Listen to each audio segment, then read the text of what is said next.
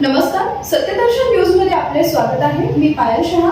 एक नजर टाकूया आजच्या ठळक घडामोडीवर. राज्यात उष्माघाताचा धोका वाढला. राज्यात वाढत्या तापमानामुळे उष्माघाताचा धोका वाढला असून आरोग्य विभागाने सतर्कतेचा इशारा दिला आहे. 1 मार्च 2026 ते 20 एप्रिल दरम्यान राज्यभरात उष्माघाताचे 3 रुग्ण आढळले असून अकोला, नंदुरबार आणि रत्नागिरी जिल्ह्यात सर्वाधिक प्रकरणे नोंदवली गेली आहेत. दरम्यान गोंदिया जिल्ह्यात उष्णतेने कहर केला असून तापमानाचा पारा 42 अंश सेल्सिअस पर्यंत पोहोचला आहे. या पार्श्वभूमीवर आरोग्य विभागाने जिल्हा रुग्णालय, ग्रामीण रुग्णालय, महिला रुग्णालय तसेच प्राथमिक आरोग्य केंद्रामध्ये विशेष उष्माघात कक्ष सुरू केले आहेत, जेणेकरून आपत्कालीन परिस्थितीत रुग्णांना त्वरित उपचार मिळू शकतील.